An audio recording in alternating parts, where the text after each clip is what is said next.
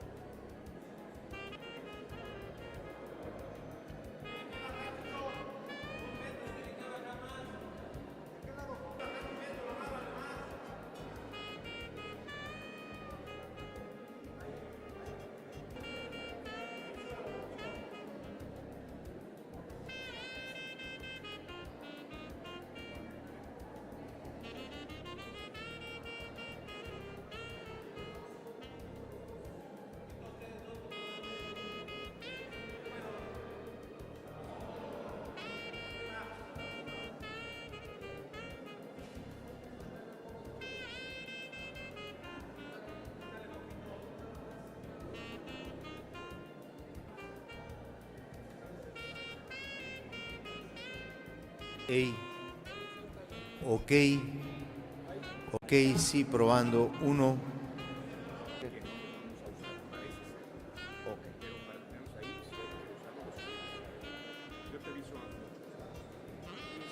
Ok, sí, ahí estás. Ok, ey.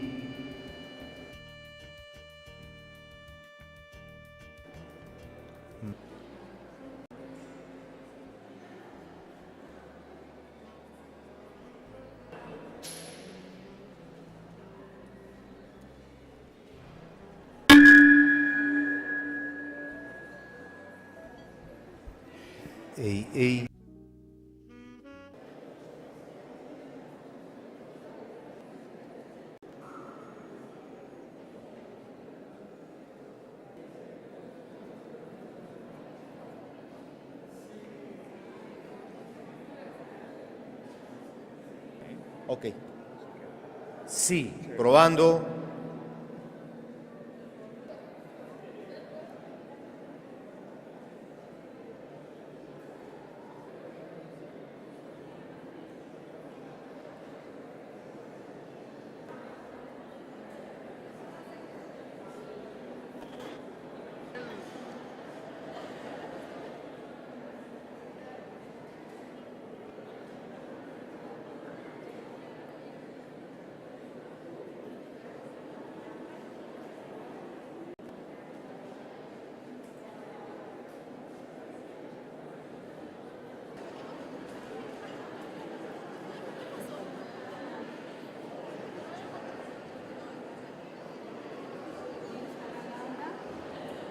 ¿Dónde está la Laura? Manuel.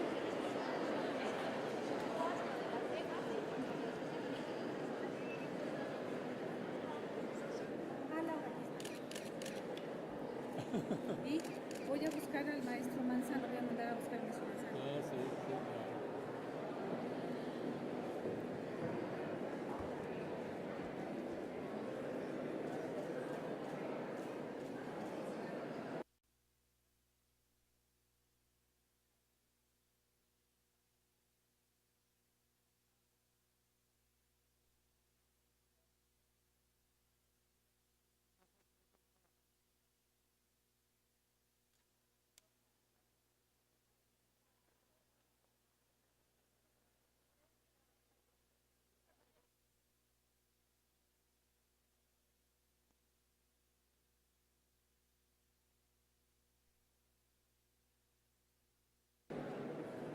Muy buenos días.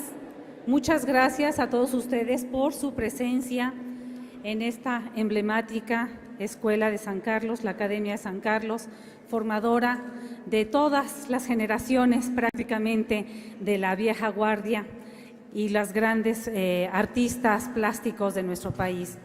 Muchas gracias por acompañarnos en esta ceremonia, en esta conferencia magistral que precede la entrega del doctorado honoris causa que recibirá el maestro Federico Silva. Con ustedes, el doctor Daniel Manzano, director de esta Escuela Nacional de Artes Plásticas.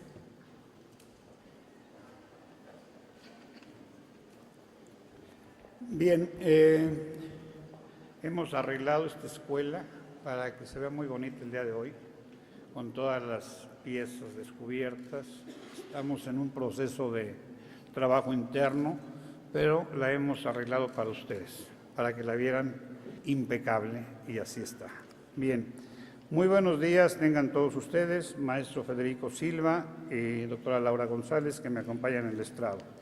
Y dentro del público, gracias por estar aquí, a la maestra Alma Rosa Jiménez, directora del Museo del Chopo, el vicerrector de Cultura de la Universidad Politécnica Valencia, el doctor Juan Peiró, y gracias también a todos los alumnos, profesores, trabajadores y público en general que nos acompañan. Señoras y señores, en su artículo 3 del reconocimiento al mérito universitario de la UNAM, señala que su más alta distinción académica, el grado de doctor honoris causa, podrá ser conferido a los profesores e investigadores mexicanos o extranjeros con méritos excepcionales por su contribución a la pedagogía, a las artes, a las letras o a las ciencias, o quienes hayan realizado una labor de extraordinario valor para el mejoramiento de las condiciones de vida o del bienestar de la humanidad. De ahí que al iniciar sus actividades la entonces Universidad Nacional de México en 1910, se dio a la tarea desde un principio de reconocer, con base al artículo mencionado, a los hombres y mujeres cuya aportación al conocimiento humanístico, científico y artístico haya sido trascendental. Para los que nacimos en el siglo pasado y hemos rebasado sus fronteras, no podemos concebir este país, México, sin nuestra máxima casa de estudios, que es la UNAM, y que el día 22 de septiembre cumple un siglo de existencia como tal. Y así como hacemos esta consideración, los que nos dedicamos a las artes visuales, el diseño y la comunicación visual, también nos es difícil concebir a la UNAM sin la Escuela Nacional de Artes Plásticas, quien también cumple 75 años de haberse incorporado totalmente a ella. En la Escuela Nacional de Artes Plásticas se han formado los más importantes artistas de México, cuya trascendencia se puede apreciar también allende las fronteras, además de que su obra es parte ya de la historia del arte universal. La UNAM, y por ende la nación y la sociedad que la integran, se ha visto beneficiada dentro de estos 100 años con la importante producción visual, escultura, pintura de caballete y mural, grabado, dibujo, fotografía y diseño, entre otras no menos importantes que realizan sus alumnos, egresados y académicos. Ahí están, por ejemplo, en los edificios más antiguos, como el de San Ildefonso, los extraordinarios murales promovidos por Vasconcelos y la realización por importantes artistas egresados de la escuela mejor conocida como Academia de San Carlos. Luego, en el casco antiguo de Ciudad Universitaria, considerada como Patrimonio Cultural de la Humanidad, otra buena cantidad de majestuosos murales que sin ellos la imagen de la universidad no sería la misma. Es difícil concebir la Biblioteca Central sin sus murales, el Estadio Olímpico, los exteriores de Rectoría, el Auditorio Alfonso Caso y Medicina, por mencionar algunas áreas. Y ya más reciente, encontramos otra valiosa aportación a los universitarios y quien visita la UNAM, el Centro Cultural Universitario, con su extraordinario espacio escultórico, donde el maestro Federico Silva tiene mucho que ver en su creación y que en su caso él puede hablarles si así lo desea. Pero no solo hay obra de él en este lugar, también se puede apreciar su trabajo en diversas partes del campus universitario. Es importante mencionar que al maestro Federico Silva siempre se le ha considerado como parte de la casa, esto es, de la Escuela Nacional de Artes Plásticas. Lo queremos como nuestro y con todo el respeto que se merece nos lo apropiamos, porque es un innovador que sabe vincular magistralmente el arte de la ciencia, la tecnología y las humanidades. Y ha sido el parteaguas en la enseñanza del arte en la Escuela Nacional de Artes Plásticas, al vincular investigación-producción. Enhorabuena, maestro Federico Silva, al aceptar esta merecida distinción académica de la UNAM. Pensamos y estamos seguros que con ello se abren nuevos horizontes para la Escuela Nacional de Artes Plásticas, ya que al premiar y reconocer de este modo y a través de su persona la producción artística como investigación, nos permitirá solicitar recursos para los jóvenes que están en formación y crear un centro de investigación y producción y estudios de la imagen que nos conceda por derecho propio priorizar dentro del UNAM a la producción e investigación en artes que hacen los productores, que son los verdaderos creadores de arte, de los cuales usted es el mejor ejemplo. El valioso acervo artístico de la UNAM, obviamente, de todos los mexicanos, es una muestra innegable de la importancia y necesidad del arte en la vida cultural y social del país. Muchas gracias, maestro Federico Silva, por su valiosa aportación al desarrollo y actualización de la docencia en la ENAP. No dude que las nuevas generaciones de artistas visuales sabrán aquilatar su extraordinario apoyo y nuestras autoridades universitarias evaluarán sabiamente la aportación que hacen las artes a la humanidad y con ello cuidar que en lo relativo al apoyo que deben brindar a las artes, las ciencias y las humanidades, tanto en docencia como investigación, sea totalmente equitativo. Muchas gracias.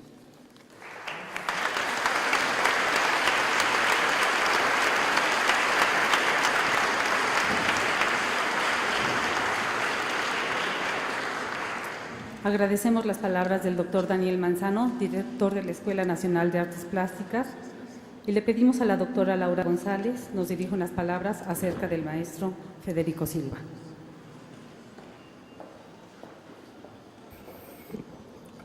Muy buenos días. Quiero ante todo agradecer a la Escuela Nacional de Artes Plásticas y al Museo del Chopo la oportunidad de presentar la conferencia magistral del maestro Federico Silva. Organizado en ocasión de su próxima recepción del doctorado honoris causa, máxima distinción académica de esta universidad, este evento representa la oportunidad de reflexionar en el significado de tal reconocimiento en el contexto de esta escuela, la antigua Academia de San Carlos, tanto como en el ámbito más amplio de la universidad. Sin duda, Federico Silva goza de una sólida reputación en el campo del arte mexicano del siglo XX y merece esta distinción por ser un gran artista y maestro, y yo diría un entrañable amigo.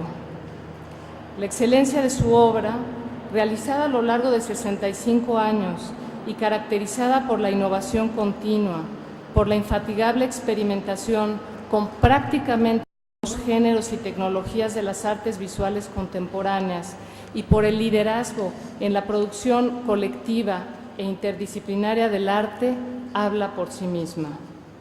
No obstante, el mérito de su producción intelectual va mucho más allá que el de su obra artística.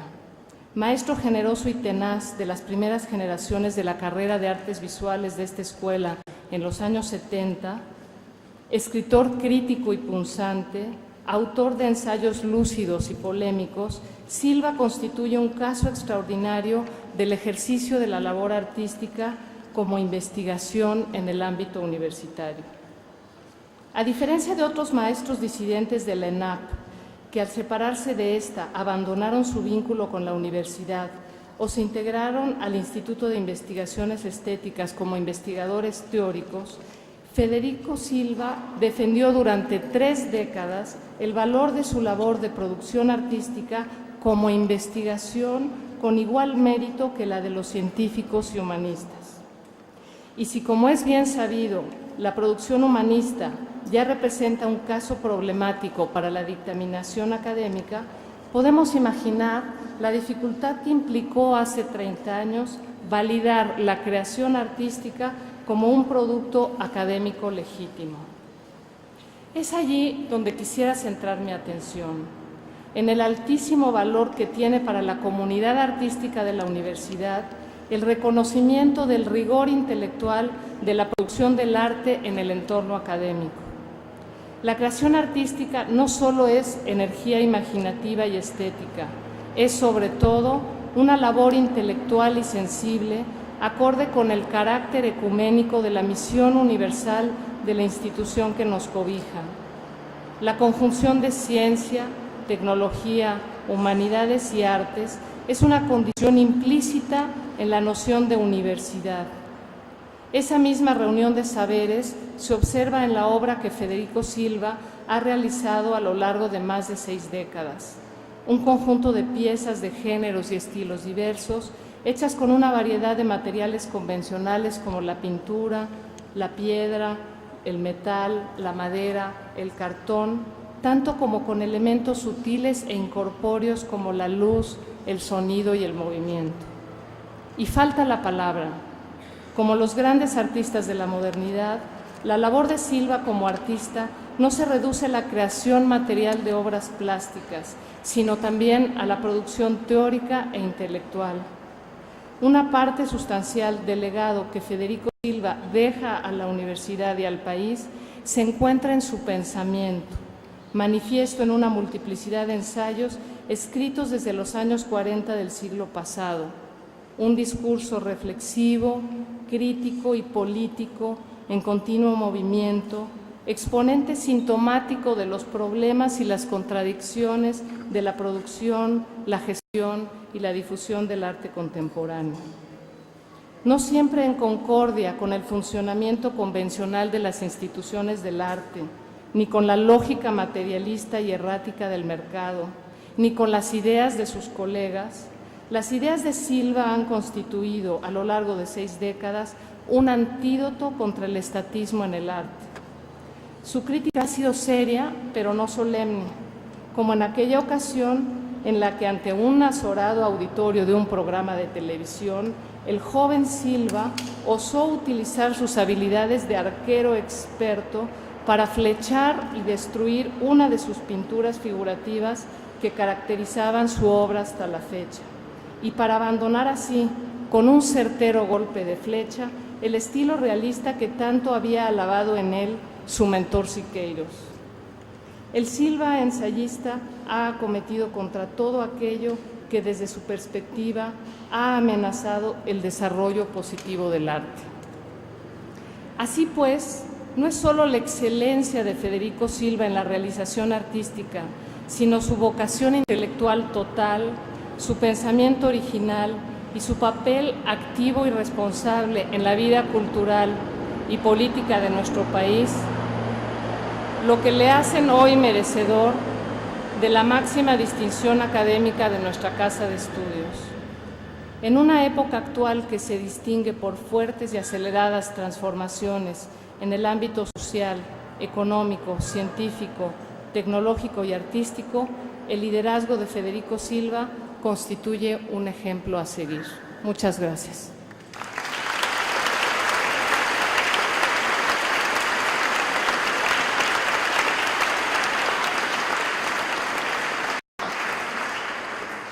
Señoras y señores, el maestro Federico Silva.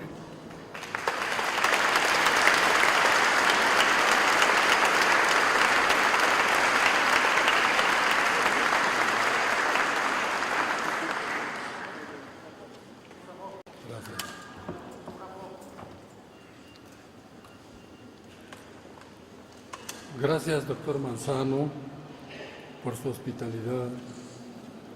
Gracias a la doctora Laura González por sus inteligentes palabras y gracias también a Alma Rosa Jiménez Chávez, directora del Chopo, que me guió por los avatares del doctorado.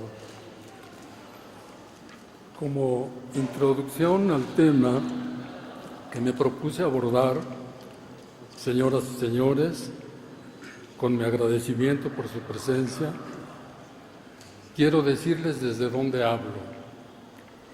Mis palabras son las de un trabajador de las ideas. Hablo desde mi experiencia de vida. Lo indígena y su cultura están en mi corazón, lo europeo en mi cabeza.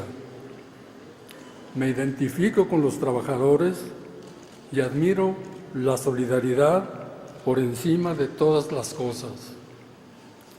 Amo a mi esposa fallecida, Adriana Lombardo, a mis 3 hijos, Vicente, Adriana, Federico, a mis 11 nietos, a mi bisnieta que se llama Isabela, a mi esposa y compañera María Esther González Tobar, a mi madre de Michoacán y a mi padre español.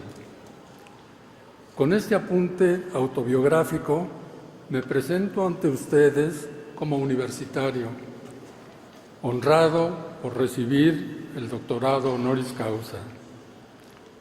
El arte ha sido un compañero de toda la vida, es el gran soporte de toda la comunidad porque intuye o sabe que existen Monte Albán, Teotihuacán, Chichén Itzá, Cacastla, y que ha habido y hay grandes pintores, músicos, escritores que nos representan.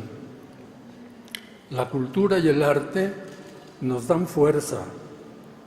Nos da fuerza Rosario Castellanos, Silvestre Revueltas, Carlos Chávez, Diego Rivera, Siqueiros Orozco. Ahora nos da fuerza Carlos Fuentes, a quien dedico mi discurso, nuestro máximo escritor que viaja por el mundo llevando a México. Nos fortalecen sin duda los jóvenes músicos Horacio Uribe, Arturo Márquez, la pintora Irma Palacios y cientos de creadores jóvenes que son la esperanza. Pero estamos en crisis. La gran pintura que desde los años 20 surgió dentro de la Universidad Nacional y el reciente espacio escultórico nos sobrevive, pero por la fama internacional que adquirió, rápidamente pudo pasar de un arte ceremonial, universal, mexicano, universitario, al descubrimiento de un próspero mercado como oportunidad dorada. Del espacio escultórico al arrebato escultórico o al narcisismo escultórico, y las calles y las avenidas se llenaron de obras de distintos estilos, tamaños y colores. Es el neoliberalismo en la práctica de un arte público, enajenante, una acción sin teoría, sin doctrina.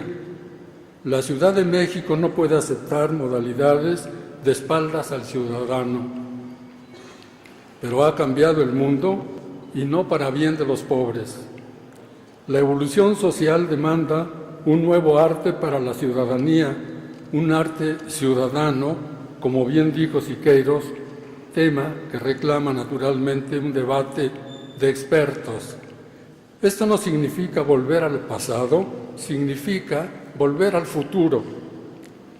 El único modelo para un arte propio es mirar el mundo desde México sin dejar de pisar tierra. Si el arte se desentiende de lo que somos, lo que queremos ser, de nuestra diversidad social, se habrá de contribuir al caos. El arte no escapa a la corrupción. Bien, el tema identidad y memoria. La Universidad Nacional de México cumple una centuria, pero se ha nutrido con las ideas de acciones de más de 500 años. Todos los años de México están en la Universidad Nacional. Es el sitio en que nos encontramos todos.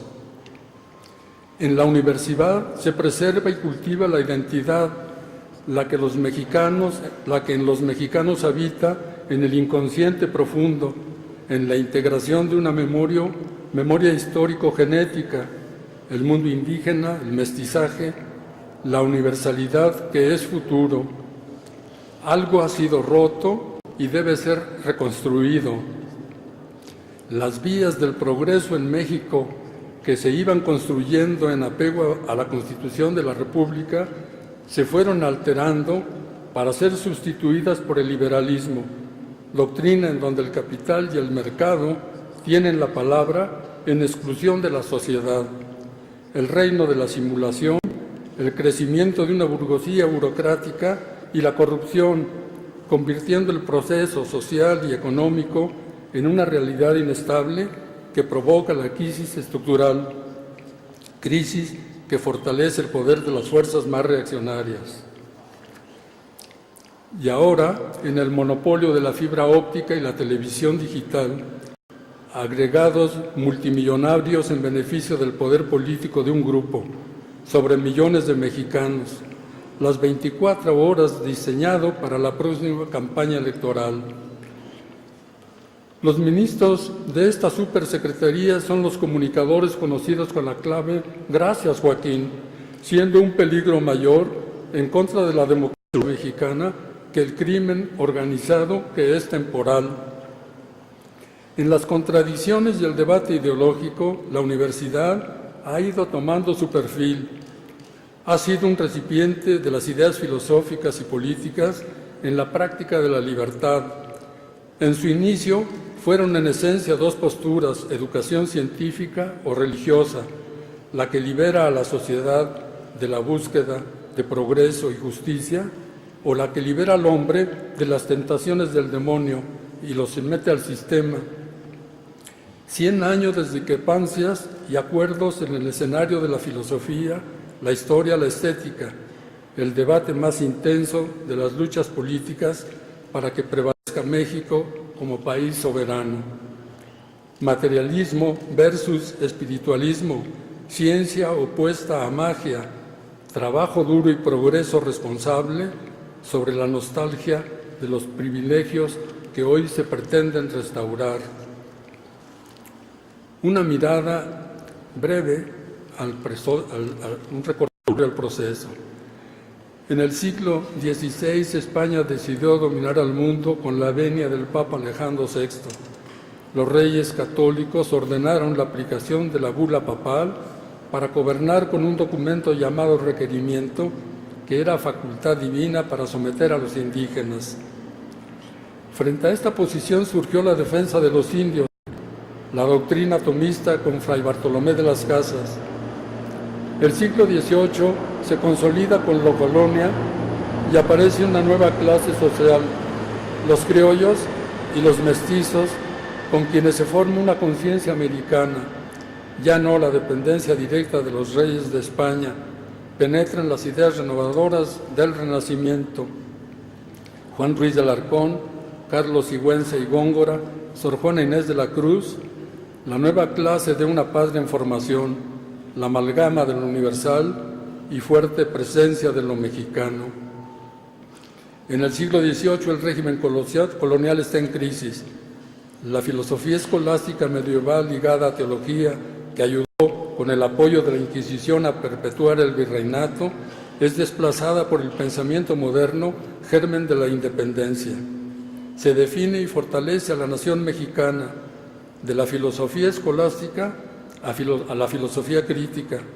Se crea la Escuela de Minería, la Academia de Bellas Artes y el Jardín Botánico. El siglo XIX se expiden las leyes de reforma. En 1867 Benito Juárez explicó la Ley de Instrucción Pública que dio origen a la Escuela Nacional Preparatoria, tarea encomendada a Gabino Barreda, quien estableció que el bachillerato se basaba en disciplinas científicas, lo que motivó los más violentos ataques de la extrema derecha. El escritor Pedro Enrique Sureña, en homenaje a Gabino Barreda, el año de 1908, dijo: por haber sido uno de los pocos que han concebido en nuestra América un ideal efectivo de civilización, Barreda pertenece al escaso número de hombres dignos de llamarse en la América española hombres de ciencia y maestros.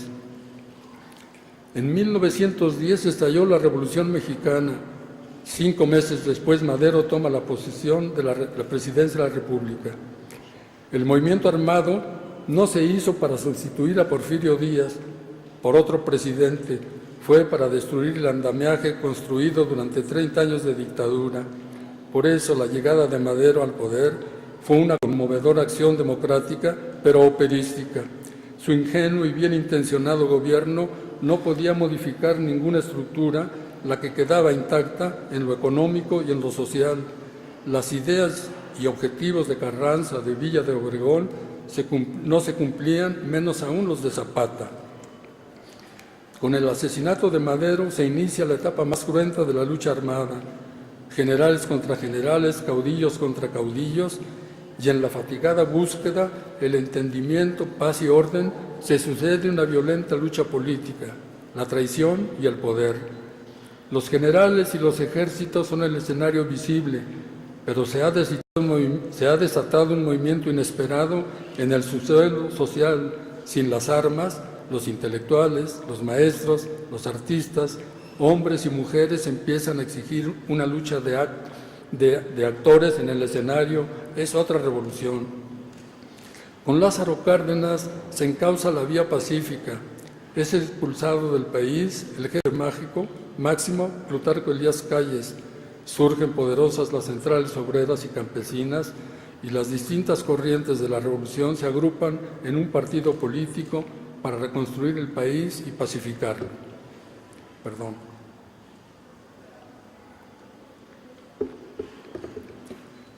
Surge la Universidad Nacional de México. En los orígenes de la UNAM, hace 100 años, están presentes todos los elementos ideológicos, teóricos y estéticos que presiden la batalla de las ideas. Desde el primer Congreso Nacional de Instrucción en 1889, en que empezó a considerar la educación como base para establecer un lazo de unión entre todos los mexicanos. Don Justo Sierra, bajo el apogeo del positivismo, pensó que la escuela formaría el alma nacional, transformar el carácter del mexicano de literario y retórico a científico y empírico.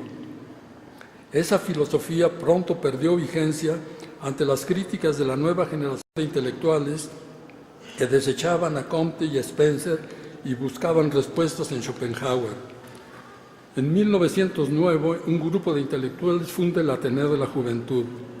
La filosofía, disciplina antes proscrita en los establecimientos de enseñanza, volvió al seno de la universidad, pero no fue otra distinta a la de la Real y Pontificia, ya que las corrientes que de inmediato se impusieron fueron las del idealismo filosófico.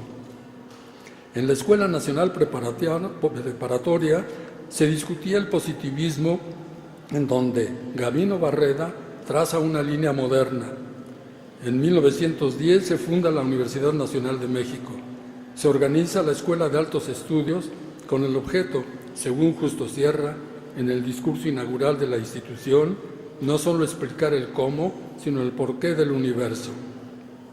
El año de 1933 ocurre un famoso debate conocido como polémica Caso Lombardo, idealismo versus materialismo, acerca del carácter y la misión de la universidad, el que marcó una perspectiva de futuro. Han transcurrido 100 años y ahora se explica el porqué y el cómo con solo mirar la televisión y atender las enseñanzas rigurosas de los comunicadores de oficio, quienes manipulan a funcionarios dóciles y dirigentes disléxicos de los partidos políticos. También educan al pueblo jóvenes teóricos de buena familia, educados en los Estados Unidos, la élite política de reserva prematuramente amargada. La telenovela de moda es El desmantelamiento de México, una historia sobre petróleo, minería y electricidad, argumento teatral en el que participan los obreros protagonizando el mal. Entre tanto, se suprime de la Constitución los artículos que impiden la venta del país. El panorama alentador también toca lo internacional. México discute en los foros internacionales el control de las armas nucleares, la conquista de Marte, mientras los aviones no pilotados de los Estados Unidos vigilan su corral fronterizo a la casa de mexicanos curiosos. En cuanto a los inmigrantes y a la extrema pobreza, la podemos observar como un espectáculo siniestro. Miles de jóvenes, mujeres y niños montados en los techos de los vagones de un ferrocarril que recorre miles de kilómetros desde Tapachula a Laredo, familias fuertes, esperanzadas, intrépidas, que salieron de sus casas llevando como único equipaje el recuerdo de los perfumes de la tierra y del café, y viajan a ciegas a los campos de la muerte o a la prisión. Ahí los esperan gozosos el senador McCain y la gobernadora Jan Brewer, o Picky Perry, gobernador de Texas, que pide a Obama más soldados para la frontera de México. Entre tanto, el presidente mexicano visita en Massachusetts a su alma mater, Harvard. De la masacre de hace unas semanas de hermanos de Centroamérica, no sabemos si fue una provocación diseñada en Texas al fin que todo se le acusa al crimen organizado. En cuanto a la economía y el desarrollo independiente, vemos el progreso en los miles de ciudadanos con nuevos trabajos, pequeños empresarios que venden diversas mercancías en los altos y embotellamientos de la ciudad, tarjetas de teléfono, servicios de limpia parabrisas, venta de reguiletes de colores para celebrar las fiestas patrias. Pero hay que reconocer que con el nombramiento del nuevo secretario de Trabajo, para los desposeídos se abre una nueva perspectiva. Esta es el más allá, el cielo. Preparado el señor secretario en la Pontificia Universidad Lateranense y con fuertes vínculos espirituales con los legionarios de Cristo, podrá entregar a los trabajadores en la pobreza indulgencias y las esperanzas de redención. Podemos hablar de progreso y desarrollo con una industria de maquila sin ser capaces de producir nuestros propios bienes de consumo, ni siquiera clips, todo lo importamos. La UNAM ha insistido en incrementar la investigación científica, pero el senador Arturo Enrique Madero, por instrucciones de arriba, llama al rector de la universidad para que dé cuentas de lo que se invierte en educación superior. Un astronauta mexicano que trabaja para construir los módulos que en la Luna permitirán vivir por largas temporadas preparando el viaje a Marte, dijo: debemos de pasar de ser consumidores de tecnología y convertirnos en creadores para no quedar como un país de maquila. Pero el senador Madero sueña, como otros senadores, hacer de la UNAM una universidad privada, privatizar a la UNAM para someterla y sumarla a su causa. Además, hacen cuentas, vender los terrenos e instalaciones para futuros hoteles o clubes de leones o de shiners y de paso privatizar al sindicato y hacerle lo que a los electricistas. Como nunca, la sociedad mexicana vive con temor, pero esto es parte del gran plan, agregando una parte histriónica a la estrategia. Un día nos vestimos de médicos y aterrorizamos con la gripe, otro día el cambio climático y nos vestimos de bomberos. Más tarde, uniforme militar para combatir el crimen organizado o el de marinero y ver zarpar el viaje de veleros por el mundo, emulando las competencias náuticas del rey de España. Un discurso tras otro y cambio de vestuario, alteración de valores y sustitución de roles. Este cambio de roles también se da en los partidos políticos. Se unen el PAN y el PRD, alianza de pandilla para golpear al otro, lo que debería prohibirse por inmoral. Quisiera ser optimista, pero contamos con una lista considerable de agravios y la lista crece. Los campesinos de Antenco, los indígenas de Chiapas, los niños de Sonora, Cananea, pasta de conchos, el robo de las vías del ferrocarril, miles de millones de acero de alta calidad, impidiendo además el futuro de la comunicación ferroviaria. De la política y de los políticos se ha perdido credibilidad y respeto. Lo que no es de alegrarse, es grave y peligroso, nos remite a la barbarie, el despojo y la violencia.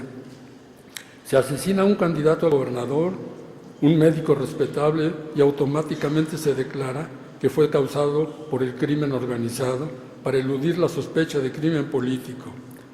Con frecuencia se reúne el gabinete para dar salida a los problemas de la guerra, las matanzas que ya suman miles durante este gobierno de alternancia. Los nombramientos recientes y la renuncia del secretario de Gobernación de un país laico que concluye con una frase cristera: creo en Dios, o viva Cristo Rey, consigna que causó la muerte de miles de mexicanos. Como vamos a futuro con esta línea que modifica las maneras y el lenguaje político y se viola el laicismo, no será de extrañar que en las futuras reuniones del gabinete asista como invitado el cardenal Juan Sandoval Íñiguez. Hace 2 sexenios en México se produjo una ruptura política, como otrora ocurrió en la línea del arte. Los sueños de cambio se desvanecieron, las botas de Fox se transformaron en botas militares, aumentó la pobreza, la ignorancia y paralelamente se desarrolló una aura histriónica. El mano a mano entre los Pinos y Televisa, a ver quién suprime de la manera más eficiente y cínica los anticuados sentimientos patrióticos. De Los Pinos se instrumenta en la columna de Independencia el desahucio de los restos mortales del cura Hidalgo y de Morelos, un desfile grotesco y doloroso por el paseo de la Reforma, arrastrando los cráneos sagrados para el pueblo mexicano de nuestros héroes patrios. El director de antropología, vestido como enterrador del siglo XIX, los recibe para verificar si son auténticos. Confirmado, se regresan a Palacio Nacional para crear el Zompantli de la Independencia e iniciar la visita pública a un carnaval patriótico. Televisa en su turno, utilizando también como fondo la columna de la Independencia, coloca a su entrenador de fútbol favorito, anunciando a los televidentes la llegada del nuevo mexicano. Mexicanos, llegó la hora de decir, sí se puede. Todas las televisiones de gobernación estaban encendidas. Cuando la selección pierde, bajan del atril al entrenador, lo silencian y anuncian lo que lo sustituye, la Iniciativa México, la nueva modalidad de Teletón. ¿Cuál es el propósito de todo esto? Conservar el poder, fortalecer los mexicanos de la extrema derecha. Aparecen con fuerza y vehemencia los predicadores que anuncian la disolución de la nación mexicana. De lejos, años atrás, brigadas antropólogos, sacerdotes y de escuelas de verano viajaban por las comunidades indígenas más remotas para enseñarles inglés y la nueva religión. Se trabaja arduamente para borrar los perfiles de identidad, la desintegración del yo histórico. ¿Qué elementos constituyen la identidad, la integración del yo? La memoria como elemento integrador, la memoria psíquica, étnica, histórica y estética. Nuestra verdadera historia no empieza en la conquista española, comienza con el Quinto Sol, leer a Carlos Fuentes. Desintegrar esa memoria es el propósito de los políticos disfrazados de patriotas, su más reluciente disfraz. Al principio de este discurso hablé de crisis y, como se sabe, esta no es cuestión literaria ni solamente económica y política, es moral y ética, lo abarca todo, la cultura, las artes. Se diseñan planes estratégicos para desarrollar una singular industria, fraccionar las playas, las lagunas, los cenotes, hacer de Monte Albán, Chichén Itzá y Teotihuacán centros de turismo y de juego, vistiendo a los pobres con trajes regionales para servir a los extranjeros, enriquecidos con el petróleo de México y felices con las muchachas para todos los políticos que proporciona Telebur. Otro tema inevitable es mencionar los aportes del señor Lujambio, encargado de la educación pública, quien recibió la encomienda de preparar las fiestas del Grito. No faltó quien lo asesorara. Sí, señor, una fiesta inolvidable. En efecto, vestuarios esquizoides, danzas dionisiacas, arrebatos coreográficos entre Chalma y Las Vegas, diseños de juguetes mexicanizados y aparatos galácticos creado en el Massachusetts and Arizona Institute of Mexican Folk y el Sudacas Art of Hispanic Spirit of Texas, Le Cirque du Soleil, el Apollo Gymnastic Center y Campanitos Musical High School. Juegos pirotécnicos inspirados en la...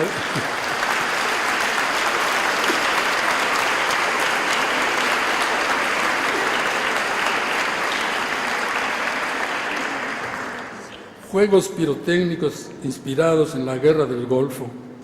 Y un elemento muy desconcertante, el coloso dominando a México desde el Zócalo, sospechoso gigante, una fantasía fallida, una alusión, deseo de acercamiento por la vía de la adulación a la sucesión presidencial. ¿Cómo salir del azoro? Finalmente, el ingenio de algún fundamentalista que convenció al dirigente político de la fiesta para que las acciones principales fueran sobre la Catedral de México, la Iglesia como centro, como espíritu de la independencia.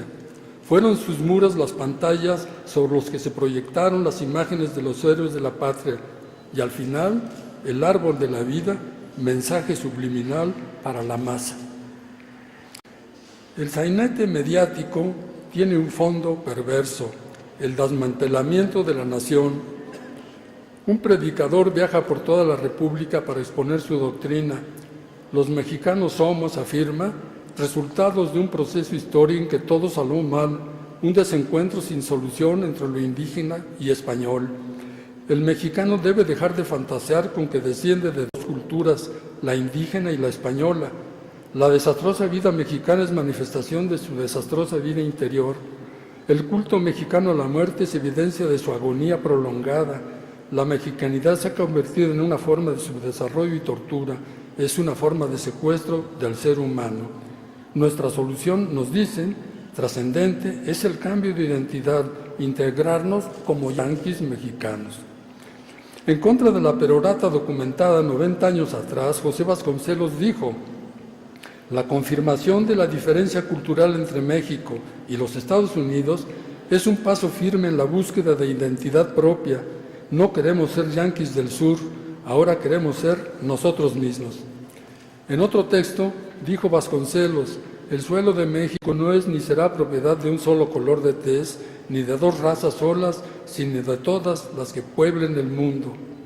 Miguel León Portilla recientemente ha dicho: se reconoce hoy que los africanos, al lado de los que llegaron de la península ibérica, y los indígenas constituyen la tercera gran raíz cultural del continente. Carlos Fuentes escribe en Los 5 soles de México: más podremos ocultar nuestros rostros indígenas, mestizos, europeos, todos son nuestros. Finalmente, a otro tema ineludible, el muro fronterizo patrullado por el ejército estadounidense que separa no a México, sino a todo el continente latinoamericano. Nos enorgullece que Sudamérica empiece en esa frontera. Somos americanos del sur, que hablamos la lengua castellana, la que exalta Carlos Fuentes al escribir: somos territorio de la Mancha, el más grande país del mundo. La gobernadora de Arizona nos ha favorecido al querer encarcelar a todos los mexicanos indocumentados, porque nos ha permitido ver el problema con más objetividad. Forman parte de los indocumentados del mundo, hombres y mujeres sin patria. Los mexicanos del otro lado son también indocumentados de México. No tienen papeles, pasaporte ni credencial electoral. Si la tuvieran, quizás votarían por Bush. Son los ilegales que allá existen, que son trabajadores cumplidos, baratos y sin derechos, y que en México solo se siente su existencia porque mandan dinero a su familia, que se transforma en dinero muerto, producen riquezas en los Estados Unidos y pobreza en México. Nos envían ropa usada de la que sobró de Irak o de Afganistán, también chatarra y narcoarquitectura, que no son las casas de adobe que nos dignifican. En Estados Unidos hay demanda de trabajo para esclavos baratos y para droga. Desde México se satisface la demanda de droga, pero se castiga a balazos a los narcos para defender a los Estados Unidos. Cuando a los hispanos que trabajan en Arizona se les amenazó con campos de concentración y toques eléctricos, la gran mayoría quiso huir a otros estados de la Unión Norteamericana. Periodistas enviados de la capital mexicana preguntaron: ¿puede regresar a México? Claro que no. ¿Por qué? No hay trabajo, no hay futuro. Además, tendríamos que oír los discursos del presidente y cuidarnos de la violencia. Es verdad, la violencia en México le sirve a los Estados Unidos, la llaman narcoviolencia y se ha expandido a Centroamérica. Por lo tanto, se envían a las aguas de Costa Rica 46 buques de guerra, 200 helicópteros, 10 aviones de combate, 2 portaaviones, 100 oficiales y 13,000 soldados, todo para contrarrestar las amenazas y la fuerza del Chapo Guzmán. El desastre y la vergüenza. En 10 años han salido a los Estados Unidos 30 millones de mexicanos, 3 millones cada año. Vamos por el rescate. No serán los capitales de afuera que vienen o que vengan a salvarnos, concepción económica de prostíbulo. Vamos por el rescate. México es una gran nación, con un pueblo extraordinario, convicción que no cabe en los discursos de política ficción. Vamos por la derrota de la crisis. Lo que nos unifica es que juntos podamos ver futuro. Lo que nos puede salvar es la imaginación. Los niños descalzos en el desierto africano, subidos en rocas calcinadas, juegan a que miran el mar y van tomados de la mano a recibir el agua que los purifica. Vamos a soñar que los millones de mexicanos regresan y junto con los millones que aún no se han ido, recuperemos nuestra vida comunitaria, la cultura del maíz y riqueza en los desiertos de Baja California, de Sonora, de Coahuila, las selvas de Chiapas, de Quintana Roo, las costas y los mares del Atlántico, del Pacífico, del Caribe. Que a la cruzada de rescate se sumen los miles de presos que viven hacinados en condiciones infrahumanas, que nos impiden a todos los mexicanos ser libres. Que salgan para proteger los bancos de coral en Cancún y en la península de Baja California, que inversionistas criminales están por destruir, y que a las islas mexicanas no se les pongan nombres de turistas. Crear las brigadas de arquitectos, de ingenieros, de maestros, construir escuelas en todo el país para educar a los 7 millones de jóvenes, como fueron las brigadas de maestros rurales en el cardenismo. Vamos a jugar y a imaginar, soñar con la gran cruzada de rescate, una nueva revolución, una nueva moral. Nos convoca esa nueva revolución pacífica, humanista. Primero, restaurar la Constitución de la República, restituir en ella los artículos que nos han hecho miserables, dependientes, cínicos, repartir la tierra ociosa y las riquezas del mar, recuperar la riqueza de la fuerza de trabajo y creatividad de nuestros mexicanos desvalidos, con el apoyo de la inteligencia, solidaridad y trabajo de todos, con la educación para ser mejores, con las universidades públicas. Recuperemos el espíritu de la independencia y de la Revolución Mexicana. 100 años de la Universidad Nacional y los que vienen por la reconstrucción de México. Por mi raza hablará el espíritu.